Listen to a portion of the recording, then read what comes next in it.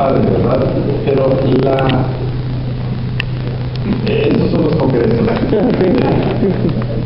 Y todo el mundo quiere vivir en un congreso, ¿verdad? Tremendo el congreso. Pero la vida es como la familia. Te casas, hay placeres y deleites en la vida matrimonial que no se encuentran en ningún otro lado, pero vienen acompañados también de mucha lucha y de trabajo y de desvelos, ¿sí? y de carencias, y todos estos son procesos mediante los cuales uno crece y llega a ser una persona que vale la pena, ¿sí? Porque la verdad es que se requiere bastante trabajo para hacer de nosotros algo que vale la pena. Y al final del tiempo, cuando ya has creado tu familia, te das cuenta que más que tú crear a tu familia te ha creado a ti, ¿sí? Y más que tú formar a tu iglesia te ha formado a ti, ¿verdad? Sin eso no llegas a ser nada. No puedes. Ninguno de nosotros es suficiente en sí mismo. Todos nosotros necesitamos al cuerpo, por lo menos tanto como creemos que el cuerpo nos necesita a nosotros, ¿sí?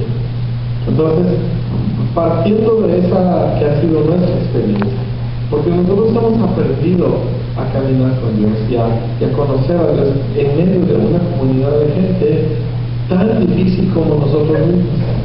Me preguntaba el hermano dice, tu ciudad es pequeña y tu iglesia es grande, ¿cómo lo hiciste? Le dije, con muchísimos errores, ¿verdad? Cometiendo 1001 errores. Y sin embargo, se ha formado una comunidad de gente que ama al Señor y quiere avanzar su causa, ¿verdad? Y pues yo estoy muy endeudado con ellos. Así que cualquier cosa que yo les pueda dar, que les sirva, viene de dos fuentes. Una, directa y obviamente el Señor y su misericordia. Y dos, un grupo de gente que ha sido paciente con los pastores que Dios le envió. Pero Jesús les estaba enseñando cómo Él oraba. Y quiero tocar algunos puntos como introducción a todo nuestro tema. Lo primero que Jesús les enseñó, dijo, Padre nuestro, lo cual para los judíos era una revolución, porque el judío no conocía a Dios como su Padre. Y de hecho a Jesús lo trataron de apedrear por decir que Dios era su Padre. Sí, porque al decir eso, Él se hacía igual a Dios. Y Jesús les enseñó a orar de esa manera. ¿Por qué? Porque cuando una persona va a tener genuina fe, la fe que nos conecta al cielo, necesita entender que no es esfuerzo humano, es saber a quién perteneces. Es como mis hijos, yo les dije, tengo 4 hijos. Mis 4 hijos, pues ellos saben que yo soy su papá. Siempre platico la historia para que entiendan lo que es un hijo. Un día íbamos a tener un desayuno con un hombre muy importante en el gobierno y habíamos sido invitados todo el grupo del Espíritu, en verdad, y mis hijos obviamente, y me acuerdo que sale mi hijo mayor, Enrique, en una camiseta fea. Y su mamá volteó y le dice, ¿cómo crees que tú vas a ir a este desayuno vestido de esta manera? Inmediatamente vete al closet, estábamos en un hotel, vete al closet de mi cuarto y si saca la camisa tal y cual de tu papá, mi mejor camisa, ¿verdad? Y si póntela, y pues claro que yo estaba de acuerdo porque no se podía ir vestido así. Entonces va, se pone mi mejor camisa, ¿verdad? Y sale caminando y llega mi otro hijo y le dije, ¿qué le dice? ¿Por qué traes mi camisa? Ay, que no es tu camisa. Esta camisa es de mi papá, esta camisa es de mi papá, pero yo soy el que la uso y yo estoy nada más aquí. Eso es un hijo. Todo lo que tiene su padre es suyo, porque así es Dios. Y así Jesús oraba. Jesús no oraba a un extraño, Jesús oraba a su papá. Y Dios es mucho mejor papá que todos nosotros papás juntos. Y Jesús lo sabía. Y hay una vida de oración que nace de una certeza de que le perteneces a Dios como hijo. Y un hijo es hijo y tiene los derechos de hijo sin haber hecho nada para merecerlo. O sea, mis hijos son hijos por algo que yo hice, no por algo que ellos hicieron, ¿sí? como aquella chiquita, ella es dueña de este lugar, ella no tiene problema, ¿verdad? Porque si es hija y mi papá se va a poner, así nos pasan los papás, pero ella está feliz. Bueno, el asunto es este. De eso nace una genuina, que es la segunda cosa. Es la primera petición de Jesús, que no quiero enfocar mucho ahorita en ello, pero sí lo vamos a ver después. ¿Cuál fue la primera petición de Jesús? Tu nombre. Esta fue su misión, este fue su objetivo. Que el nombre de Dios, que todo lo que Dios es, fuese conocido y reconocido, ¿verdad? Como algo por encima de todas las cosas, superior a todo, diferente a todo, apartado del mal. Sí. Esta fue su primera petición y yo te recomiendo mucho que tú la estudies. ¿Por qué oró esto? ¿Por qué era lo primero que él le pedía al Padre? Y tú vas a encontrar a lo largo de los evangelios que él mencionó esto en más de una ocasión con diferentes palabras. Como Juan cuando dice, Padre, glorifica tu nombre y cosas de ese sentido. Pero luego llegamos a su segunda petición, que es en la que yo quiero enfocarnos ahora. Y él dijo, venga tu gobierno. Yo sé que la Reina Valera dice reino, pero reino era el único tipo de gobierno que había en aquel tiempo. ¿Sí? Para nosotros reino es Cenicienta y Blancanieves y no tenemos un concepto correcto de gobierno que está centrado en una persona. Y todo a donde alcanza la autoridad de esa persona es su gobierno, es su territorio. Pero es una forma de gobierno. Y cuando Jesús está orando, venga tu gobierno, o sea, tú tienes que entender las implicaciones revolucionarias de dicha petición, porque ya había un gobierno en la tierra. Y legítimo una oración revolucionaria diciendo, venga tu gobierno, hágase tu voluntad. Lo dice así, pero la palabra voluntad es una palabra engañosa en español. Porque nosotros oramos, decimos y preguntamos eso, ¿verdad? ¿Cuál será la voluntad de Dios? Es una palabra dominguera que nos hace pensar en secretos misteriosos de Dios. Pero si tú lees el idioma original, es muy sencilla la palabra, es simplemente, venga lo que tú quieres, lo que a ti te gusta, lo que es importante para ti, que se haga eso aquí en la tierra, igualito como se hace en el cielo. John Piper escribe y dice, qué oración tan atrevida. Pedirle a Dios que se haga lo que a Él le gusta aquí en la tierra con la misma intensidad, la misma pureza y el mismo fervor como los ángeles la llevan a cabo en el cielo. Entonces, mejor traducido para nuestro entendimiento sería, hágase lo que tú quieres, lo que a ti te gusta, lo que a ti te interesa, lo que a ti te importa, que se haga eso así como se hace en el cielo, de la misma manera, la misma intensidad, la misma pureza, la misma dedicación, de esa misma forma se haga aquí en la tierra.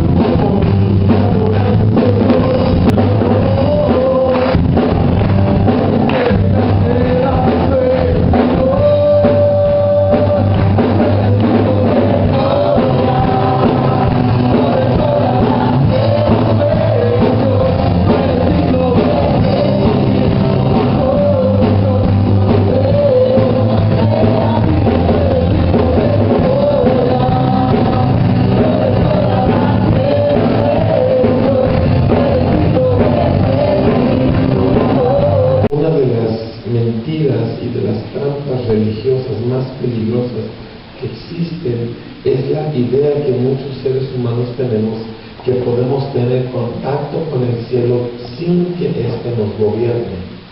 Eso es inexistente. Es la naturaleza del cielo gobernar. Es importante que nosotros entendamos esto, especialmente a la medida que empezamos a ministrar a otros. Porque personas pueden creer que tuvieron experiencias con Dios, pero si esas experiencias no redundaron en una mayor medida del gobierno de Dios sobre la persona, no fue una experiencia legítima, no fue una experiencia verdadera. Como seres humanos medimos mucho la realidad en base a lo que experimentamos y a lo que sentimos. Para el ministro es esencial poder discernir entre lo falso y lo verdadero. Entonces, una persona puede tener una experiencia maravillosa y sin embargo no fue auténtica. ¿Sí? Yo tengo muchos parientes en la carne, pero algunos de ellos son personas muy agradables. Y ocasionalmente alguno de ellos ha venido a nuestra iglesia y hay un ambiente de adoración y volteo y ahí está mi pariente y todos diríamos que está adorando, ¿verdad que sí? Sin embargo no es cierto, porque está espiritualmente muerto, no ha nacido de nuevo, no sigue a Cristo. Nosotros diríamos que adoró, pero la realidad es que no es cierto. Lo que sucedió es que él se vio rodeado de un ambiente emocionalmente cargado por gente que sí está adorando, y aquello lo contagió, y él sintió aquello, pero él no tuvo una experiencia espiritual. ¿Cómo lo sé? Porque se fue de ahí a seguir viviendo exactamente la misma vida, sin seguir a Cristo, sin rendirse a Cristo. Entonces, cada vez que el ser humano o cualquier cosa tiene contacto genuino con el cielo, habrá un efecto de gobernancia del cielo sobre aquella cosa. Cuando una persona a lo largo de la Escritura se encuentra con el Señor, nosotros vemos que la fuerza del cielo viene a afectar a la persona en sus emociones, en sus acciones, en sus pensamientos, ¿verdad? Y cuando no es así, es algo muy terrible, porque un rechazo del cielo siempre es peor que nunca haberlo tocado. Entonces, repito, uno de los puntos críticos que todos necesitamos entender es la naturaleza del cielo gobernar. ¿Sí? Y los que queremos irnos al cielo, y no sé acerca de ustedes, pues yo me quiero ir al cielo cuando me muera, es gente que entiende y abraza el que será gobernado. Y está ahí. ¿Verdad que sí? Sí. Una segunda verdad elemental que necesitamos considerar cuando hablamos del gobierno de los cielos es que la naturaleza humana está irremediablemente corrompida. Eso significa que la naturaleza humana, que en la Biblia se usa el término carne, pero para mejor comunicar la verdad en nuestro lenguaje contemporáneo, vamos a llamarle la naturaleza humana, está irremediablemente corrompida. Y Jesús lo dijo de la siguiente manera: lo que es nacido de la naturaleza humana es. Lo que es nacido de la carne, carne es. Todo lo que brota, todo lo que surge de la capacidad humana no puede producir la vida de Dios. ¿Sí? Esto es sumamente importante para nuestro entendimiento y aplicación de la verdad. Lo humano no puede agradar a Dios. Ninguna carne puede agradar a Dios. Ninguna carne se gloriará delante de Dios. ¿Ok?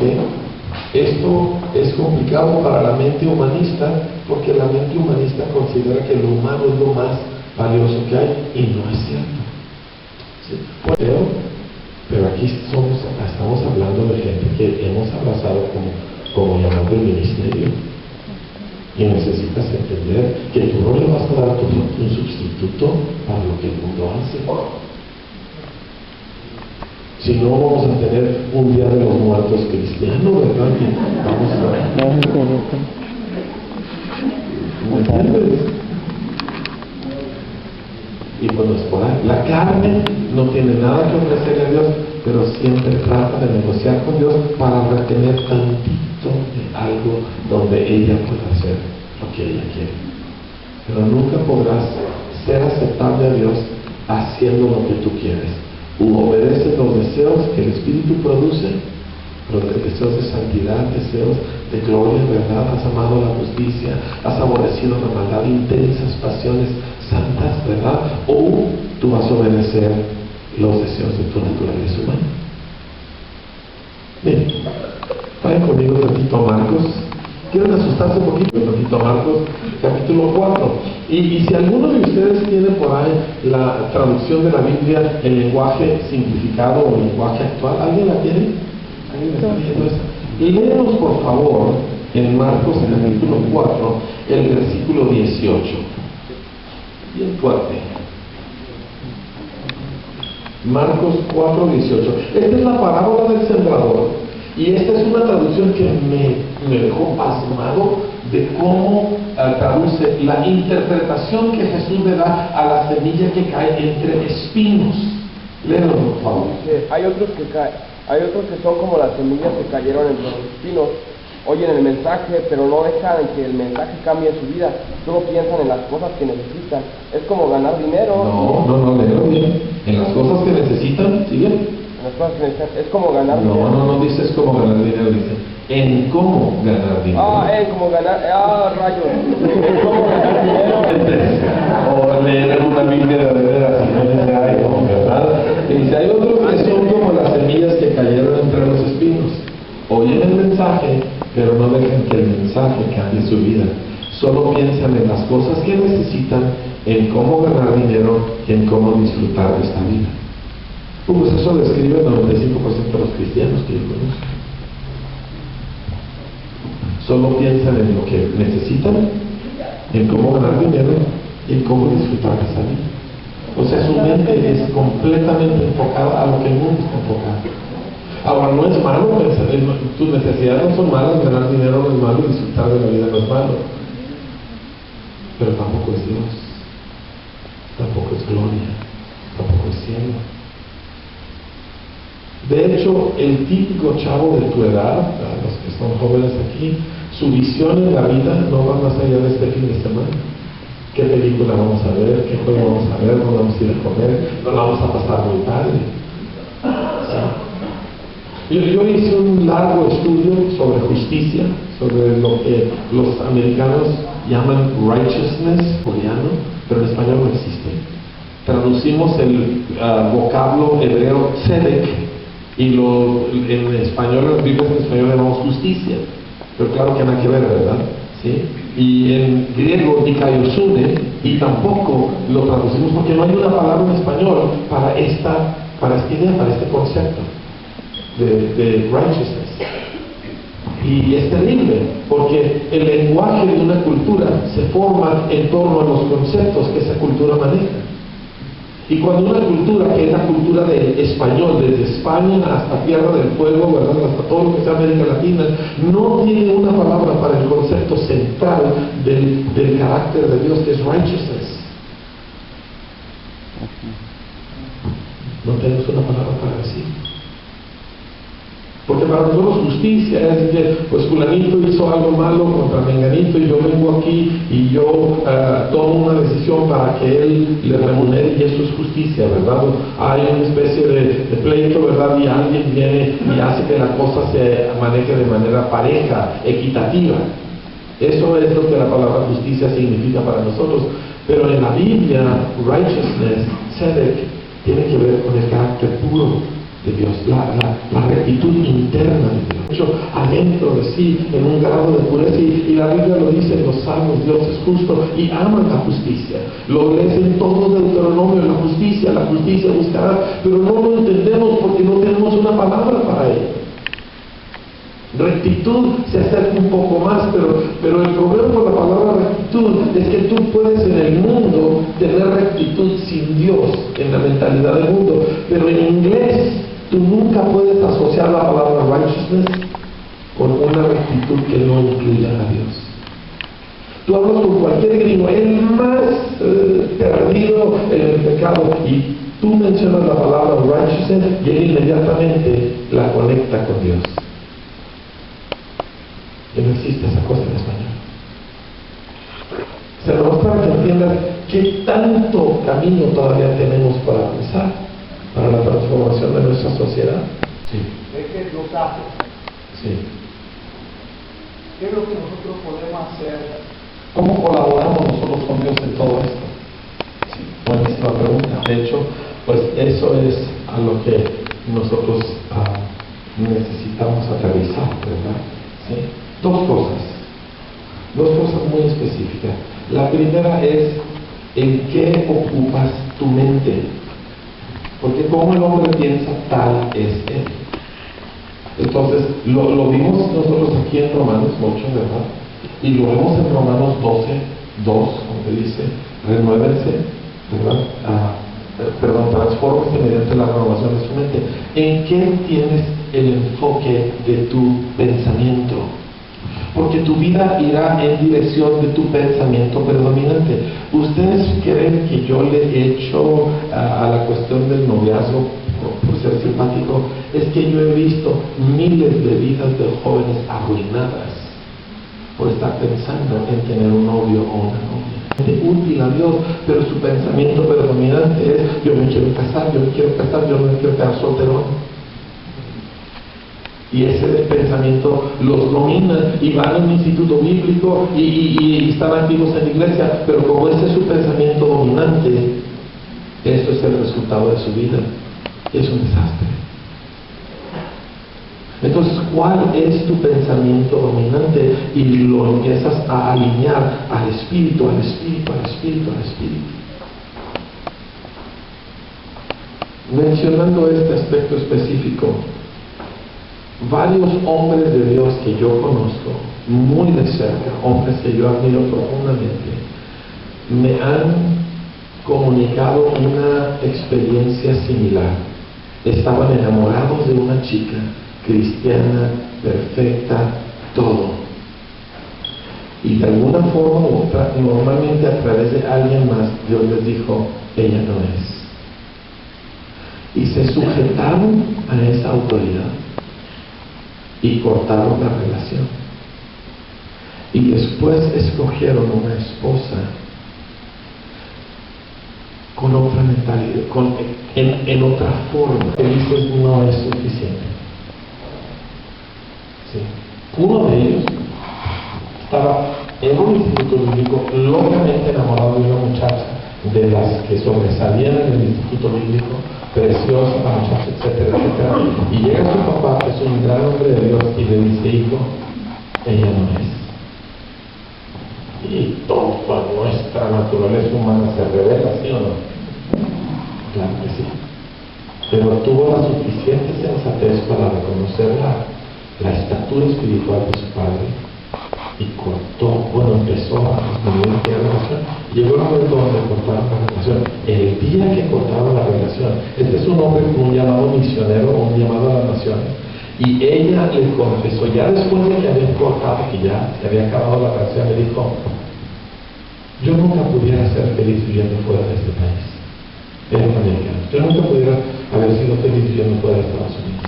O sea, ella hubiera hecho la vida miserable. Esencialmente lo mismo.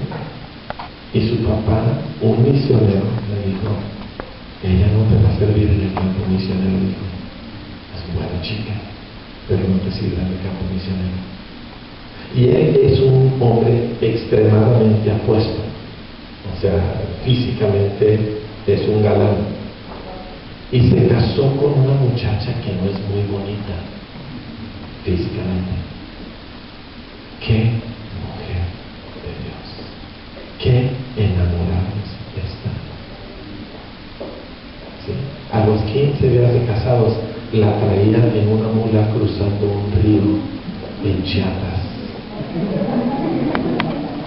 Vivió en una choza en la sierra de Chiapas los primeros 15 años de su matrimonio. educó a sus hijos, dio a luz en la sierra, sola como lo hacen las indias. ¿Sí? Se aman, han producido unos hijos espectaculares. El hombre de Dios que yo más admiro en este mundo me dijo todos los puntos sobre las 10. Y no me dijo cómo supo. Casi creo que fue su pastor que le dijo. Y terminó. Se fue al campo misionero soltero. Años después conoció a que es su esposa, que no es ni tan bonita ni tan todas las cosas que la otra era, pero es una mujer de Dios. Y me dijo, hijo, hemos vivido el cielo sobre la tierra. Pero era obvio que él estuvo muy enamorado de la otra chica. Eso es morir. Es que si hablas de morir, ay, qué bonito, yo voy a morir, ¿sabes qué? Morir es cuando tú tomas una decisión que te cuesta todo. No son conceptos, no te permite cantar.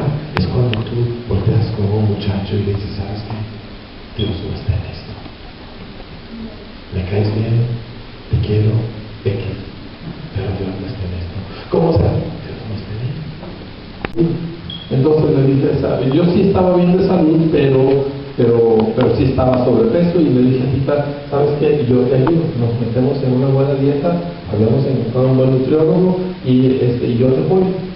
Y entonces el nutriólogo nos dio una serie de menús, que de hecho aquí los traigo, ¿verdad? Y muy estricto, si quieres les paso después la dieta, ¿verdad? Pero el menú es bastante, muy bueno el menú. Digo, desayunaba, comí, cenaba muy bien, y colaciones entre comidas y cosas por el estilo.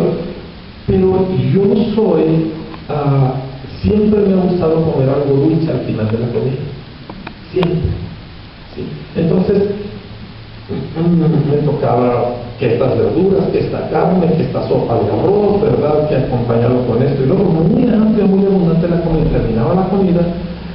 Y entonces traigo una cosa así muy demoniada de que quiero algo dulce. ¿A alguien le pasa eso? Y yo me comía una galleta, y luego otra, y luego un chocolate, y luego una barrita, y luego un cono de nieve, hasta que ya de plano traía el azúcar por acá, y entonces ya me sentía mal, me desmayaba y ya dejaba de comer.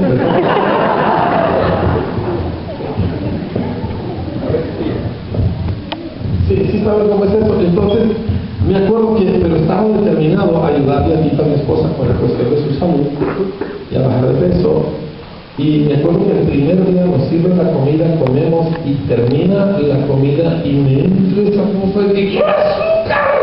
¿Verdad? Y volteé y dije, no vas a comer azúcar porque tu esposa está necesitada de tu apoyo, y no vas a comer azúcar. Todo mi cuerpo gritando. Como 3 minutos después se desvaneció la sensación. Y aprendí que el problema no estaba en el deseo por el azúcar, sino en toda la justificación en mi mente. Eso es lo que Romanos dice. Dice, la mente puesta en la carne. El problema no es la carne, es cuando mi mente justifica mi carne. Es que el postre es muy importante, ¿verdad? Y es que yo soy de descendencia alemana, y los alemanes nos encanta el dulce, y es que el postre es el otro estómago, y muchos diferentes dichos y cosas, ¿verdad? Con los que yo explicaba mi urgente deseo de comer algo dulce. Y el día que mi mente dejó de justificarlo, aquella cosa perdió su poder. Por eso el problema no reside en que tú sientas unas ganas de aquello, sino en que tu mente lo justifique. Entonces tú tratas con una persona, ya sea contigo mismo o con alguien más, acerca de cualquier tentación o pecado, y si esa persona justifica y explica lo que hace, no hay esperanza para él. Hasta que voltee y diga, es que yo hice esto porque yo quise. Y ahí es donde se empieza a romper el poder de la carne. Pablo dijo, con la mente sirvo a la ley de Dios. O sea, mi carne sigue sirviendo a la ley del pecado.